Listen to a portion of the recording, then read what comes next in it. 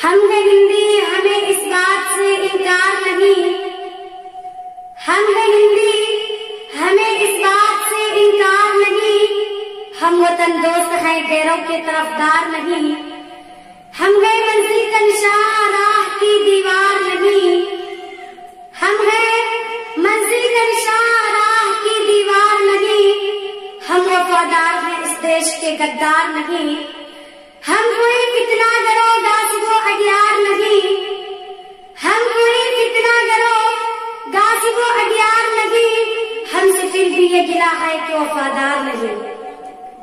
لائق اصل احترام اور تمام ہندو مسلم بھائیوں، ہندوستان کی سرزمین کا ذرہ ذرہ اور ٹوٹا پھوٹا گلستان ہند کا پتا پتا اس بات پر شاہد ہے کہ جب سرزمین ہند پر تن کے اجڑے اور من کے کالے انگریزوں کا ناپاک سایہ پڑا، اور جب یہ ظالم قوم سرزمین ہند کے تخت و تاج کا مالک بن بیٹھا تو سب سے پہلے انگریزی اقتدار کے خلاف بغاوت ہم نے بلند کیا۔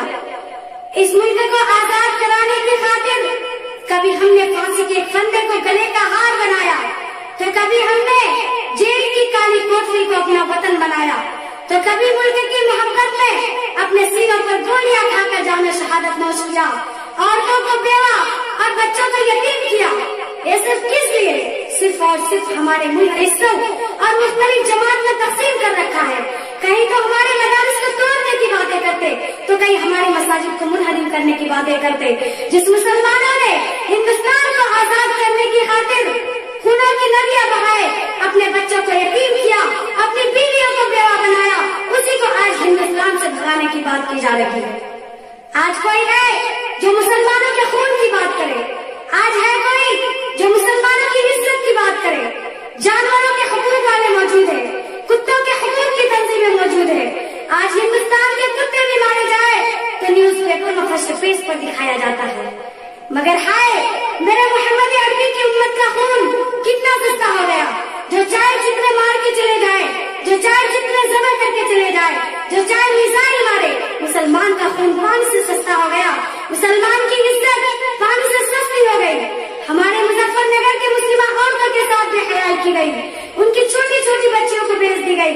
مسلمانوں تم دکاندار بن گئے، تم تاجر بن گئے، تم بینک بیلنس کو جمع کرنے میں لگ گئے، مسلمان لٹ گیا۔ کوئی ہے جو مسلمانوں کے حقوق کی بات کرے؟ چند داڑھی والے اگر بازاروں میں چلتے ہیں تو ہر کوئی کہتا ہے کہ بنیاد پرست اور دہشت گرد ہے۔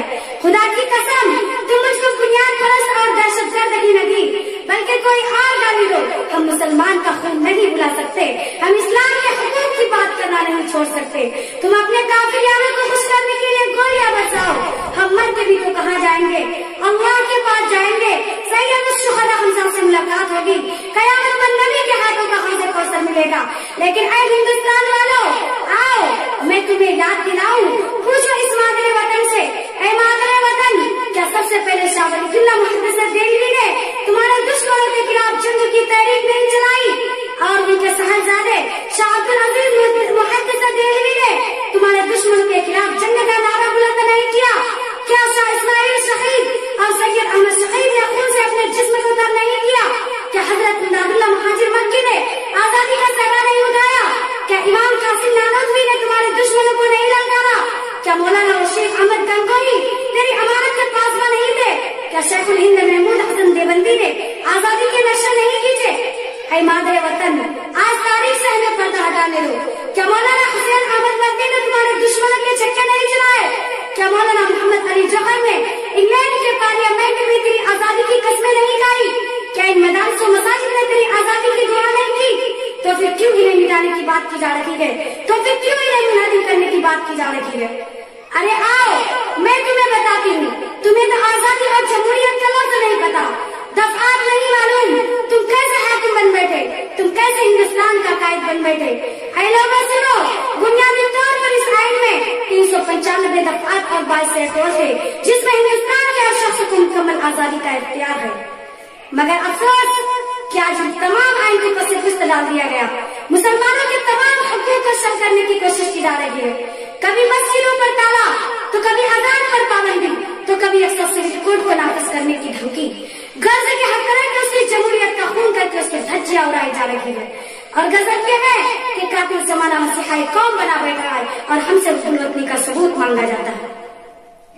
और वो लोग ये भूल गए कि जब आजादी की तहरीक चली तो आगे हम थे 1757 की जहादी की। मर्द मोमिन बातिल की धमकियों से कभी खौफ खा सकता नहीं, मर्द मोमिन बातिल की धमकियों से कभी खौफ खा सकता नहीं। सर तो कटा सकते हैं पर सर झुका सकते नहीं। दिल से निकलेगी न मरकर भी वतन की उल्फत, दिल से निकलेगी न मरकर भी वतन की उल्फत। मेरी मिट्टी से भी खुशबू वफा आएगी। आखिर दावाना।